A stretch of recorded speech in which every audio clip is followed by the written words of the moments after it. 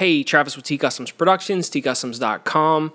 In this video series, I'm deep diving into one of my recent Ableton live sessions and breaking down step by step, track by track, how I made this hip hop instrumental from scratch using all Ableton Live sounds, effects, and plugins.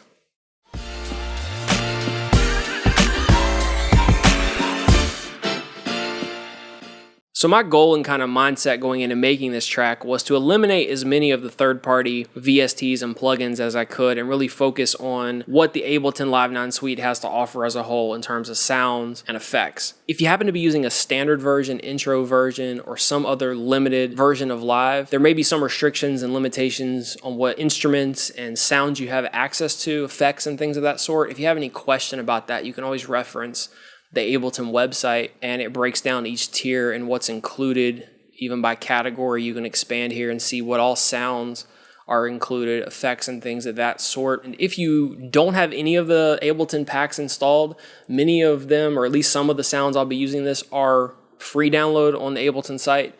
So you can go to the packs tab at the top of the main navigation, and you can sort by free, and you can download and install all of the free packs, at least to get you started if you don't have a suite version. I want to jump right into this and play back about 16 bars of this instrumental as a whole, so you get a sense of what we're working with, how the second half of the verse transitions into the hook, and what we're actually going to be dissecting and breaking down further.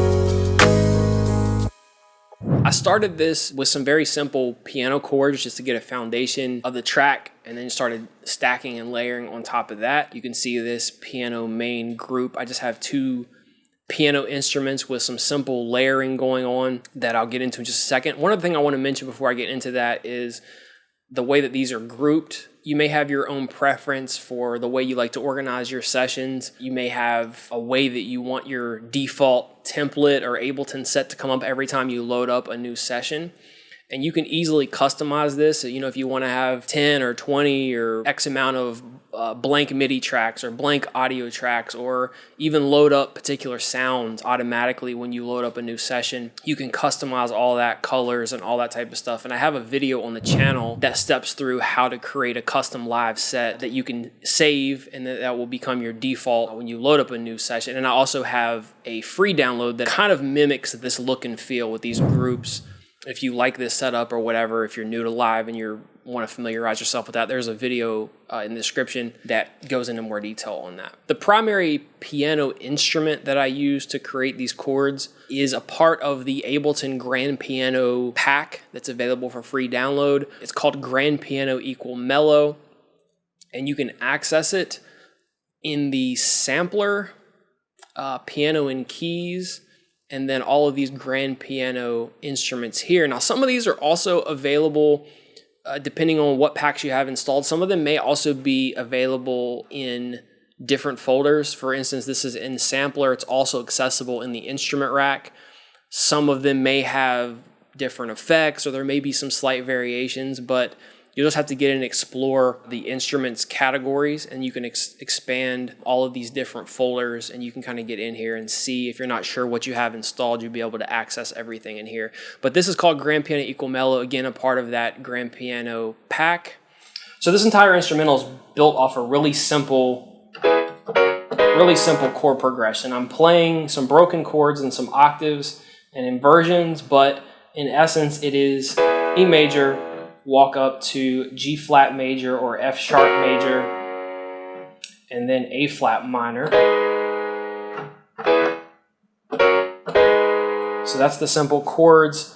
And I don't have a pedal with this particular keyboard, but I'll try to recreate the progression that I already have recorded in.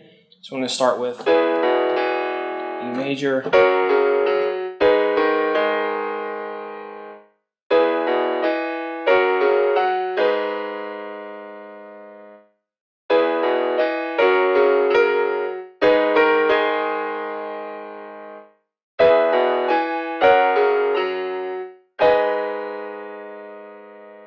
So that main progression carries the track. All I did to add a little more depth and brightness and make it sound a little bit fuller is I just duplicated the same instrument you'll see on this track right here.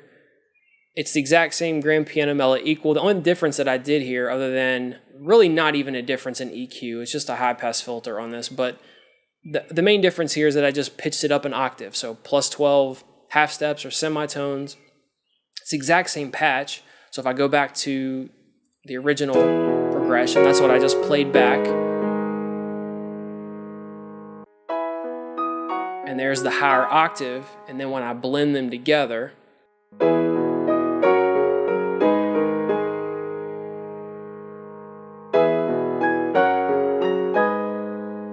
it just makes for a fuller sound. If I toggle over to session view, you can see how the levels are different. So I've got the higher octave piano. I've got it tucked away, kind of pushed back in the mix. I've got these panned a little bit differently.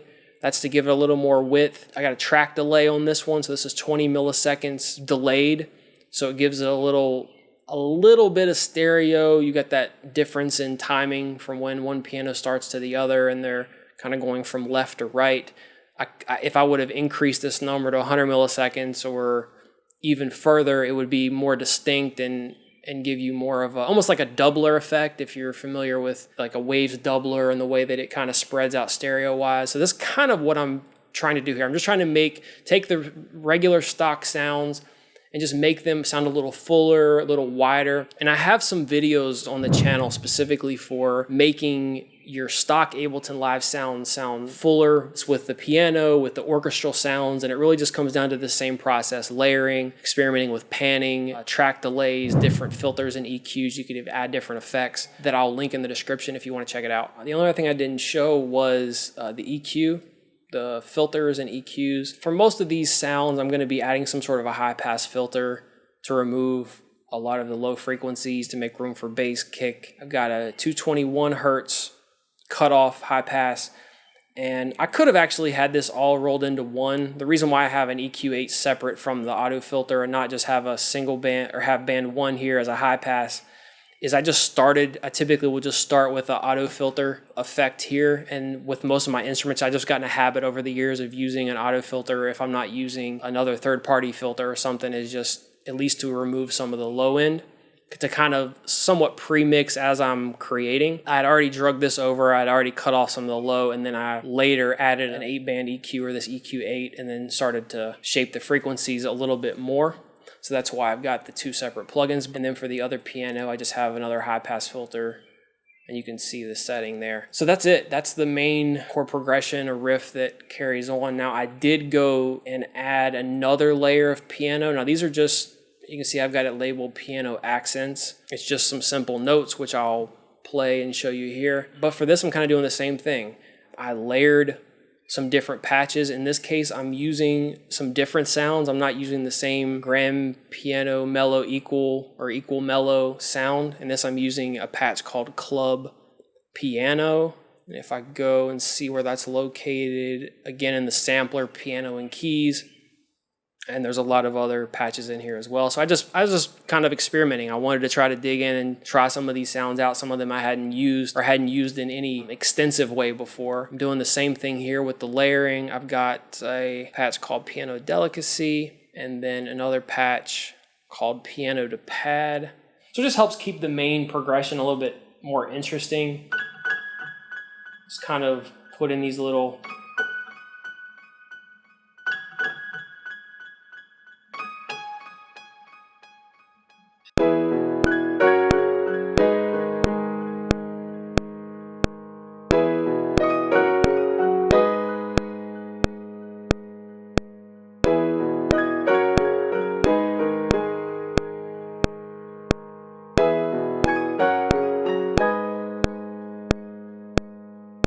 And if I go to the effects for this Pian-O accents group, again, a high pass filter.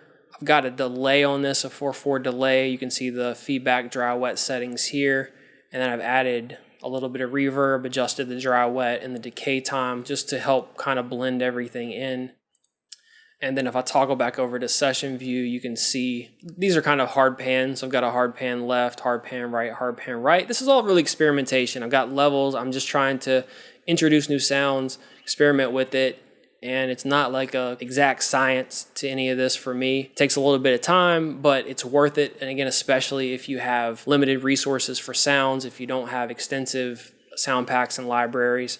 So after I had the grand piano tracks laid, I wanted to layer even something more that kind of blended in with that, maybe gave it more atmosphere or more width or something. And I ended up going back to the piano and keys and found this instrument called Old School Rhodes. This sound is actually in the instrument rack, piano and keys, Old School Rhodes. At least that's where I pulled it from. A lot of these instrument racks will already have global macro set up here that you can adjust the setting here, and it will actually adjust whatever effect that it's mapped to in this effects chain. Can't remember if I actually adjusted some of these bright tones. I'm sure that I did mess around with these settings a little bit, but I left most of this alone, and I just cut off some of the low frequencies here, put a high pass filter, just some subtle ping pong delay. Again, I could have gone back to one of these effects here and probably adjusted it. Going back to the A flat minor.